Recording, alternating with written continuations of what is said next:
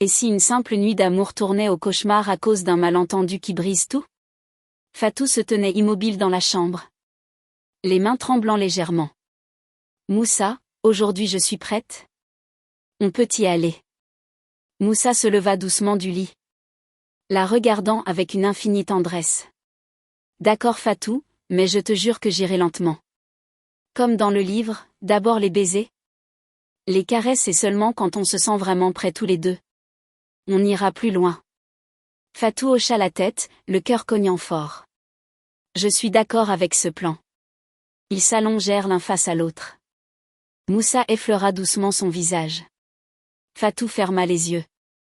Il posa ses lèvres sur les siennes. Elle laissa échapper un long soupir de découverte. Ses doigts glissèrent le long de son cou. Un frisson la traversa. Elle s'étendit sur le lit, rougissante, respirant un air tout neuf. Moussa poursuivit avec une infinie délicatesse. Puis ôta lentement son hijab. Mais tout à coup, le silence. Moussa s'arrêta net. Il se figea. Quelque chose avait changé dans son regard. 2 minutes plus tard, il se leva, le visage crispé, frustré, presque brisé. Moussa, qu'est-ce qui ne va pas? Demanda Fatou, encore allongé. La voix pleine d'inquiétude. Il ne répondit rien. Il quitta la chambre, alla dans le salon, se servit une tasse de café. Et s'assit, la tête entre les mains. Fatou le rejoignit, paniqué, les yeux pleins de larmes. Moussa, dis-moi ce qu'il y a. Est-ce que je ne suis pas une bonne épouse? Est-ce que tu n'as pas pris de plaisir? Est-ce que je t'ai déçu? Silence. Elle s'agenouilla devant lui, les mains jointes comme en prière. S'il te plaît, parle-moi. Qu'est-ce que j'ai fait de mal? Mais Moussa resta muet. La nuit passa. Fatou resta là à ses pieds, pleurant jusqu'au matin. Le lendemain, il pria comme si de rien n'était. Puis partit au travail. Le soir, même regard figé.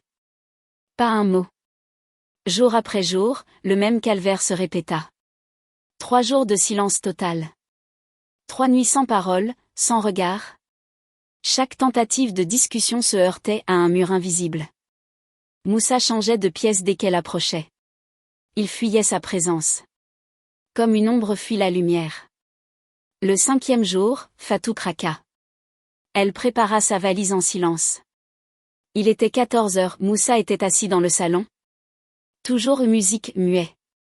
Je pars chez mes parents. Je ne comprends rien. Et tu refuses de m'expliquer. Il ne la regarda même pas. Fatou sortit, le cœur en morceaux, l'âme perdue. La porte s'ouvrit lentement.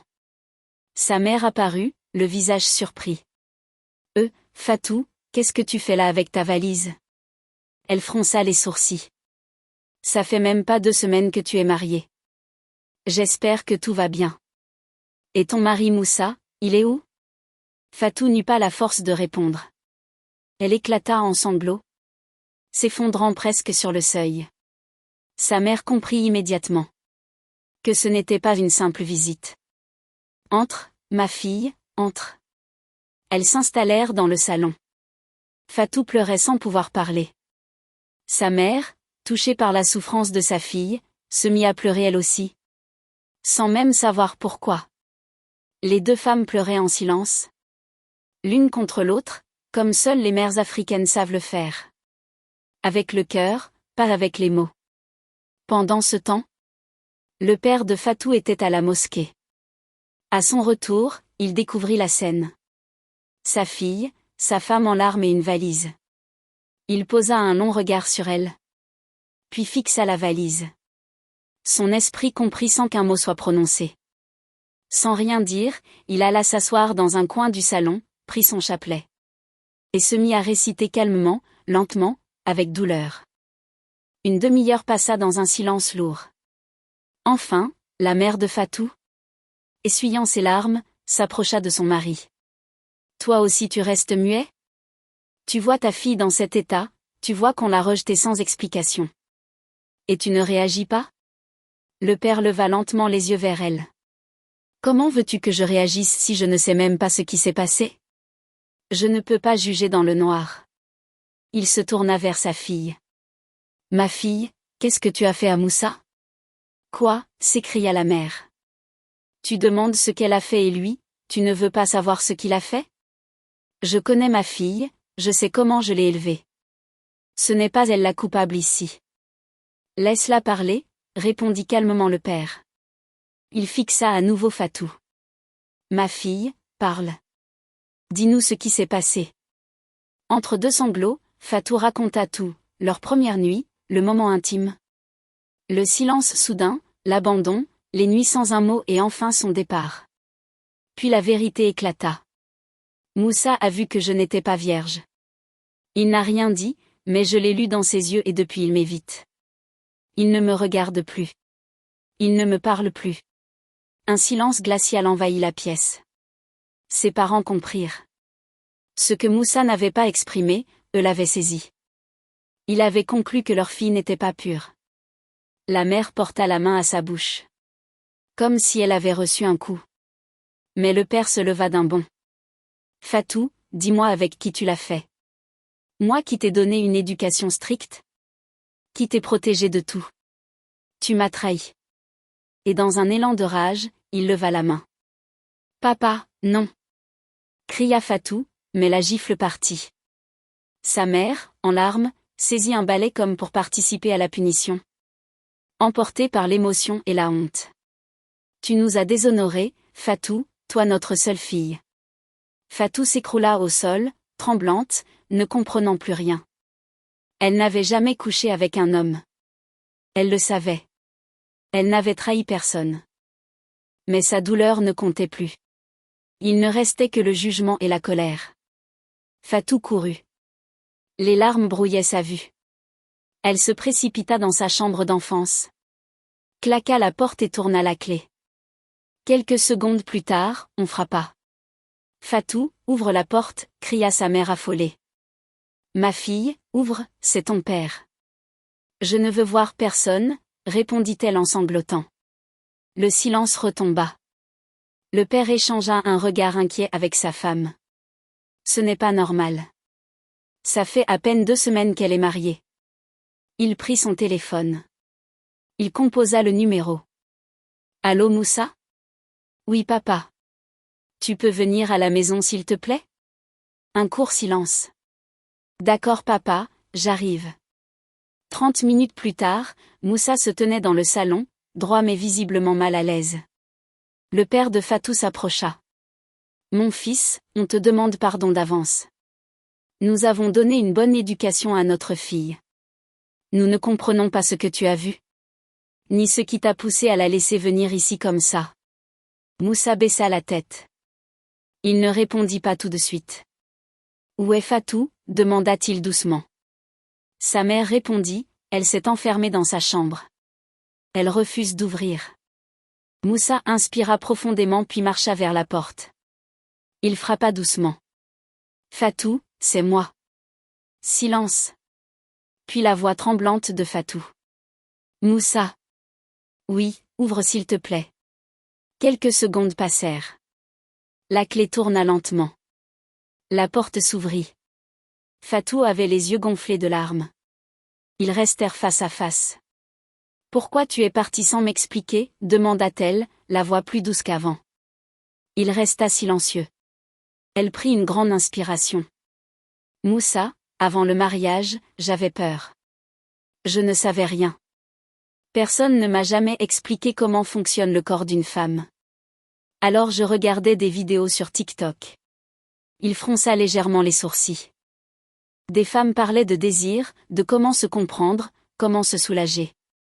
Quand on ressent quelque chose qu'on ne peut pas expliquer. Elle baissa les yeux. Certaines utilisaient des concombres pour se soulager seules. Un silence pesant s'installa entre eux.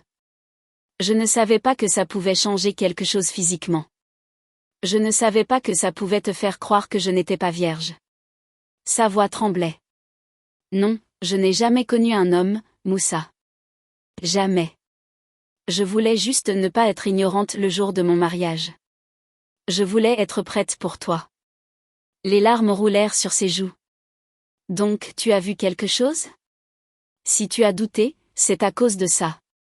Pas parce que je t'ai trahi. Moussa resta immobile face à Musique Fatou. De longues minutes passèrent. Dans un silence chargé de larmes et de vérité. Ses yeux s'humidifièrent. Une larme solitaire glissa sur sa joue. Il prit doucement la main de sa femme. Sans un mot, il la guida hors de la chambre. Ils traversèrent le salon en silence. Les yeux rougis. Le père et la mère de Fatou, figés, les regardaient passer. Moussa se pencha, prit la valise de sa femme et ouvrit la porte d'entrée. Moussa, Fatou, attendez, s'écria soudain le père, le ton sec. Vous ne pouvez pas partir comme ça sans nous expliquer ce qui s'est passé. La mère posa rapidement sa main sur le bras de son mari. Laisse-les, s'il te plaît. Ne t'interpose pas entre un mari et sa femme. Le père serra les dents mais se tut. Moussa et Fatou franchirent la grande porte main dans la main. De retour chez eux, tout sembla renaître comme un rêve réparé. Ils partagèrent à nouveau leur repas, prièrent ensemble, rirent, dormirent côte à côte. L'amour retrouvait sa place dans leur lit, dans leurs gestes, dans leurs regards. Les nuits devinrent tendres. Moussa embrassait Fatou comme si c'était la première fois. Chaque fois, elle riait davantage, il la taquinait, il se redécouvrait. Mais au fond du cœur de Fatou, une petite ombre subsistait. Elle n'osait pas poser la question, mais elle ne pouvait l'effacer. Comment Moussa a-t-il su? Pourquoi a-t-il réagi avec autant de certitude cette nuit-là? S'il n'avait jamais connu de femme avant moi, comment pouvait-il savoir? Ce doute la rongeait doucement, silencieusement, comme une goutte d'eau qui frappe la même pierre chaque nuit. Elle n'osait pas briser la paix retrouvée, mais au fond d'elle, elle savait qu'un jour elle devrait poser cette question. Les jours passaient, doux en surface. Moussa et Fatou vivaient comme tous les jeunes mariés. Ils faisaient les courses ensemble, riaient en cuisinant, priaient dans le calme du soir. Les douleurs du début semblaient oubliées. Mais pas pour Fatou. Chaque fois qu'elle le voyait dormir paisiblement à ses côtés, une petite voix murmurait, « Il sait, mais comment sait-il » Elle répétait cette question comme une prière interdite. Une nuit, alors que Moussa était allongé, les yeux fermés, elle le regarda longuement. Son visage était paisible. Elle se leva doucement, s'assit au bord du lit. Et murmura presque sans s'en rendre compte, « Moussa, est-ce que je peux te poser une question ?» Il ouvrit les yeux lentement, surpris par la douceur de sa voix. « Oui, ma femme, tu peux tout me demander. » Elle hésita, le cœur battant très fort. Puis elle baissa les yeux. « Le jour où tu t'es levé après notre première nuit. Tu n'as rien dit. Mais comment as-tu su que je n'étais pas vierge ?» Un silence s'installa dans la chambre. Moussa resta figé. Il ne s'attendait pas à cette question. Il s'assit doucement, cherchant ses mots. « Fatou, s'il te plaît, dis-moi la vérité. Tu m'as dit que tu n'avais jamais connu une femme. Alors comment ?» Moussa inspira profondément. « Je n'ai jamais été avec une femme, c'est vrai, mais j'ai un grand frère médecin. Et une fois, par curiosité, je lui ai posé beaucoup de questions. Des questions sur les signes de la virginité, sur ce qu'on peut observer. Il m'a dit que ce n'est pas toujours visible, que certains signes peuvent tromper. Mais moi, j'ai cru, j'ai réagi bêtement. » Fatou sentit ses yeux se remplir de larmes. « Donc tu ne savais pas vraiment ?» ?»« Non, j'ai vu, j'ai cru et je me suis laissé emporter par mes émotions. Et je t'ai fait mal. Je t'ai jugé et je ne me le pardonnerai jamais. » Un silence plein de douleur les enveloppa. Puis Moussa prit doucement les mains de sa femme. « Je suis désolé. Ce jour-là, j'ai eu peur. Peur de ne pas être l'homme que tu attendais. Peur que tu m'aies menti, mais tu ne m'as jamais menti. Et c'est moi qui t'ai blessé. » Les larmes coulèrent sur le visage de Fatou. Elle se pencha vers lui, posa sa tête contre son torse. Et murmura, « Merci de m'avoir dit la vérité. Maintenant, je peux enfin respirer. » Moussa n'a pas failli perdre sa femme parce qu'elle avait fauté. Il a failli la perdre parce qu'il a cru savoir sans vraiment comprendre. Aimer, ce n'est pas supposer.